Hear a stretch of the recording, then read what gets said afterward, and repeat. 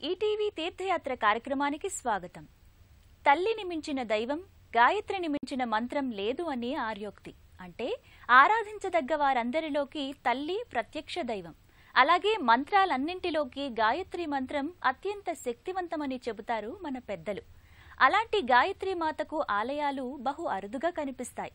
ఋషులు, యోగులు, మునులు, సామాన్యులు పాపభూయిష్టమైన ఈ ప్రపంచము నుండి ముక్తులై శాశ్వత బ్రహ్మపదమును పొందుటకు ప్రయత్నించుచున్నారు. ఆ బ్రహ్మపదాన్ని చేరుకోగల విద్యను అనుగ్రహించు విద్య గాయత్రి మహావిద్య.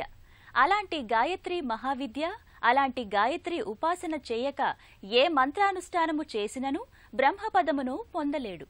అలాంటి శక్తిదాయిని శ్రీ గాయత్రీదేవి ఆలయాన్ని ఈనాటి మన తీర్థయాత్రలో దర్శిద్దాం.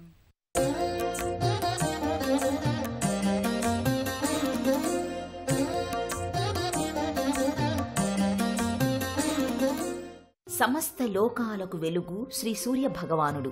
సకల ప్రాణికోటికి శక్తికారిణి జగన్మాత ఆదిపరాశక్తి. మనందరికీ శక్తినిచ్చి మన పనులను మనం చేసుకునేలా తగిన శక్తినిచ్చే మూలరూపం ఆ జగన్మాత. సూర్య భగవానుణ్ణి, జగన్మాతను అందరూ ఆరాధించవచ్చు అని ఆర్యోక్తి. మన భారతదేశంలో మంత్రశాస్త్రానికి ఓ విశిష్టత ఉంది. మంత్రమంటే వల్లె వేయటం మాత్రమే కాదు, ఏ కొందరో చేసే ప్రక్రియ కూడా కాదు. మంత్రంలో మహోన్నత విజ్ఞాన శాస్త్రం దాగి ఉంది. మానవ జీవన విధాన శాస్త్రం నిండుగా ఉంది. ఈ శాస్త్రాలను విస్మరించి విచ్చలవిడిగా ప్రవర్తించే రోజులు నేడు దాపురించాయి. కనుకని అనేక అనర్థాలు, కష్టాలు, కార్పణ్యాలు చోటు చేసుకుంటున్నాయి అని పండితులు చెబుతున్నారు. అలాంటి మహాశక్తి కేంద్రాలు, సర్వ మంత్రాలకు ముందు జపించవలసిన మంత్రంగా శ్రీ గాయత్రి మంత్రాన్ని చెబుతోంది వేదశాస్త్రం. ఈ గాయత్రి మంత్రాన్ని జపించేవారు అనుష్ఠించవలసిన ప్రధాన ధర్మాలు, నియమాలు ఏమిటి? సకల విజ్ఞానాన్ని అందించిన ఋషులు, శాస్త్రవేత్తలను, దేవతలను, పితృదేవతలను కొలుచుట, అటు తరువాత ధర్మ మార్గాన్ని ఆచరించుట. ధర్మం అనేక విధాలుగా ఉంటుందని, ఆ మార్గాలను ఆచరించిన వానికి సకల విజయాలు సిద్ధిస్తాయని చెప్తారు. ప్రధానంగా ధర్మ మార్గాలలో చెప్పుకునేవి ధైర్యము, ఓర్పు, దయ, ఇతరుల సొమ్మును దొంగలించకుండుట, శుచిగా శుభ్రంగా ఉండుట, ఇంద్రియాలను అదుపులో ఉంచుకొనుట, బుద్ధి వికాసం, మంచి విద్యాధ్యయనం, సత్యపాలన, ఎవరిపైనా నిర్దాక్షిణ్యంగా కోపపడకుండుట అన్నవి మానవ జీవితానికి ప్రత్యేకంగా చెప్పే గుణాలు. వీటన్నింటినీ ప్రసాదించగల శక్తి స్వరూపిణి గాయత్రీదేవి. ఆ మాతను అర్చించటం అందరి కర్తవ్యంగా చెబుతారు విజ్ఞులు, పండితులు. భూమాత పచ్చని చీరను నిండుగా ధరించిన చందాన ఎటు చూసినా పచ్చదనంతో, మేలుజాతి వృక్షాలతో ఎంతో విశాల ప్రాంగణంలో నెలకొన్న శ్రీ గాయత్రీదేవి ఆలయం శ్వేత సౌధంలా అలరారుతుంది. బహు సుందరమైన శ్రీ గాయత్రి అమ్మవారి దివ్య సుందర రూపాన్ని కనులారా తిలకించి తరిద్దాం. ఆ మాతకు జరిగే పూజా కైంకర్యాలను మనము దర్శించి పాప విముక్తి మార్గాన్ని చేరుకుందాం. రంగారెడ్డి జిల్లా మొయినాబాద్ మండల పరిధిలో చిలుకూరు బాలాజీ ఆలయానికి సమీపంలో ఎంతో ప్రశాంత వాతావరణంలో అలరారుతుంది మనం చూస్తున్న ఈ గాయత్రీదేవి ఆలయం. ఈ ఆలయ అందాలను దర్శించడానికి 1000 కన్నులు చాలవంటే అతిశయోక్తి కాదు. ఎటు చూసినా పచ్చని చెట్లు, ఎన్నెన్నో దేవతా వృక్షాలు ప్రశాంత వాతావరణంతో గోచరిస్తుంది. అందాలొలికే రంగురంగుల ముఖద్వార తోరణం స్వాగతం పలుకుతుంది. ముఖద్వారంపై గల శ్రీ గాయత్రీ మాత, శ్రీ విఘ్నేశ్వర స్వామి, ధ్యానముద్రలో ఉన్న శ్రీ ఆంజనేయ స్వామి వార్ల సుందర రూపాలు అటుగా వెళుతున్న భక్తుల్ని ఎంతగానో ఆకర్షిస్తాయి. లోపలికి తొంగి చూసిన వారికి అల్లంత దూరంలో పచ్చని చెట్ల మధ్యన ఓ శ్వేత సౌధం దర్శనమిస్తుంది. వివిధ గోపురాలు, కలశాలు చూపరులకు స్వాగతం పలుకుతాయి. ఆలయం చుట్టూ గల ప్రాకార ప్రధాన ద్వారం ముందు 2 దేవతా స్త్రీమూర్తులు జ్యోతులు చేత ధరించి భక్తులకు స్వాగతం పలుకుతారు. ఆలయాన్ని దర్శించే ముందుగా తనను దర్శిస్తారని వరం పొందిన మహాభక్తుని రూపమైన ధ్వజస్తంభం దేదీప్యమానంగా వెలుగులు విరచిమ్ముతూ ప్రధాన ఆలయ గోపురం ముందు భాగాన దర్శనమిస్తుంది.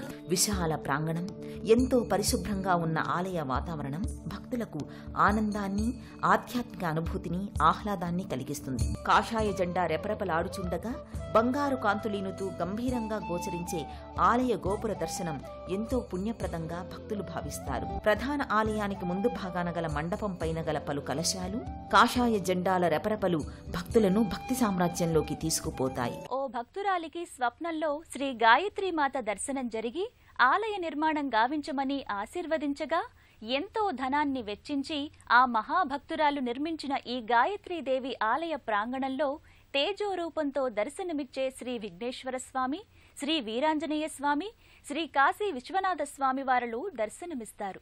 ఎన్నో విశేషాలకు మహిమలకు నిలయమైన శ్రీ గాయత్రీమాత ఆలయంలో గల విశిష్ట ఉపాలయాల దర్శనం చేసుకుందాం.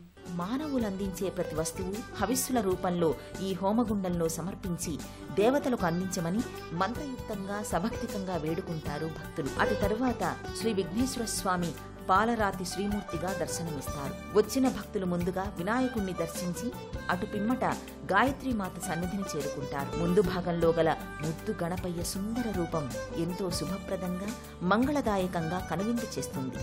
ఆ స్వామిని అలంకరించిన తీరు ఆలయ నిర్వాహకుల భక్తిభావాన్ని చాటి చెప్పు. గాయత్రీదేవి ఆలయ ప్రాంగణంలో దర్శనమిచ్చే మరో ఆలయం శ్రీ ఆంజనేయ స్వామి వారి నెలవు.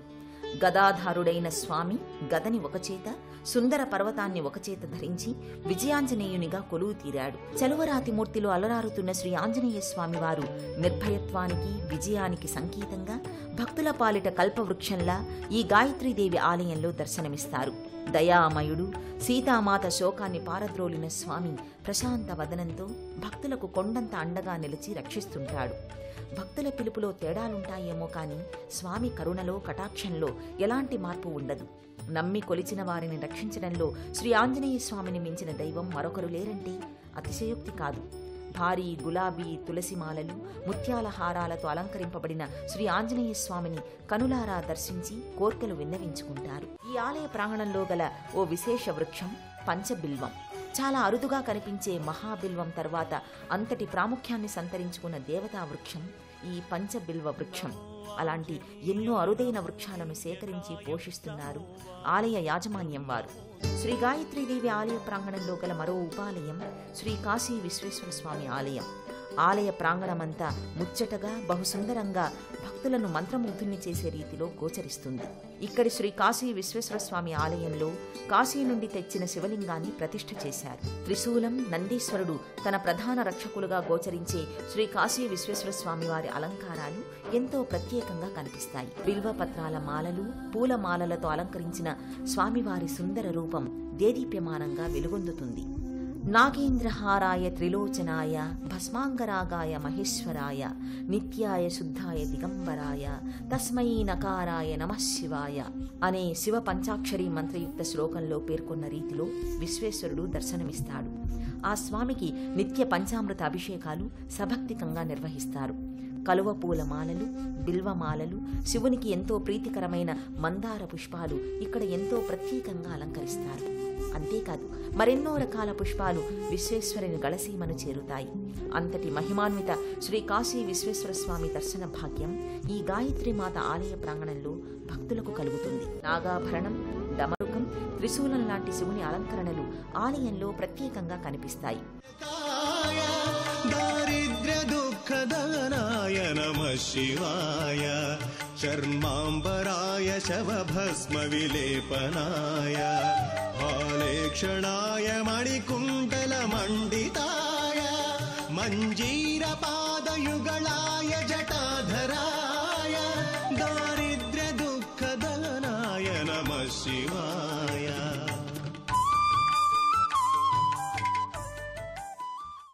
రంగారెడ్డి జిల్లా మొయినాబాద్ మండలంలో వేంచేసిన శ్రీ గాయత్రీదేవి ఆలయ సందర్శన వేళలు, అక్కడ జరిగే విశేష పూజా కార్యక్రమాల వివరాలను, ఆలయాన్ని చేరుకునే మార్గాలను ఇప్పుడు తెలుసుకుందాం. సుందర పుష్పాలంకారాలతో అలంకరించిన ప్రత్యేక మండపంలో భక్తులు శ్రీ దుర్గా శరన్నవరాత్రుల సమయంలో ప్రత్యేక పూజలు నిర్వహిస్తారు. శ్రీ గాయత్రీదేవి రూపం చూడగానే అజ్ఞానాంధకారాలు పటాపంచలై జ్ఞానజ్యోతులు మదిలో వెలుగుతాయి. పంచశిరస్సులతో దేదీప్యమానంగా విరాజిల్లుతున్న మాత దర్శనం బహుజన్మల పుణ్యఫలంగా భావిస్తారు శ్రీ గాయత్రీదేవి ఉపాసకులు. బ్రహ్మజ్ఞానాన్ని పొందడానికి మానవుడు చేయవలసిన తపస్సు గాయత్రీమాత మూలమంత్ర జపం. సకల శాస్త్రాల సాధనకు మూలంగా శ్రీ గాయత్రీదేవి ఉపాసన అత్యంత కీలకంగా పేర్కొన్నారు మన పెద్దలు. మొయినాబాద్ దగ్గరలో చిలుకూరు బాలాజీ మందిరానికి సమీపంలో విరాజిల్లుతున్న శ్రీ గాయత్రీదేవి ఆలయంలోని శ్రీమాత బహుసుందరంగా గోచరిస్తుంది. మూలమూర్తికి క్రింది భాగాన ఉత్సవమూర్తి సకల పూజలను అందుకుంటుంది. శ్రీ గాయత్రి మూలమంత్రం అనునిత్యం త్రికాలాలలో సంధ్యావందనం చేస్తూ త్రికరణ శుద్ధిగా ఆచరించే మహనీయుని తేజోశక్తి అపారమని వేదోక్తి. అలాంటి గాయత్రీదేవి ఆలయంలో శాస్త్రోక్తంగా పూజలు నిర్వహిస్తారు ఋత్విక్కులు.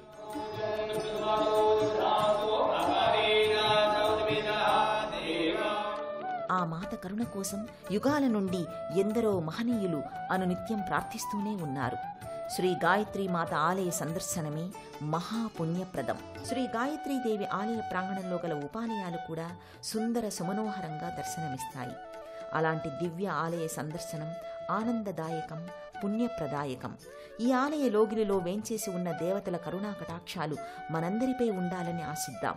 మరోసారి ఆలయ అందాలను తిలకించి ఆనందాన్ని ఆస్వాదిద్దాం.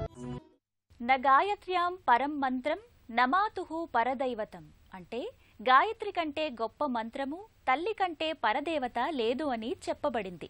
అనునిత్యం ప్రాణాయామము చేసి దిగ్బంధనం గావించి సంకల్పయుక్తంగా నిష్ఠతో గాయత్రీ మంత్రాన్ని జపిస్తారో వారి మనోశక్తి, బుద్ధిశక్తి వికసించి ఉత్తమ గతులను పొందుతారని మన ఋషులు, వేదశాస్త్ర పండితులు పేర్కొంటారు. అలాంటి శ్రీ గాయత్రీమాత కొలువైన మందిర దర్శనం సకల శుభదాయకం, కళ్యాణకారకం.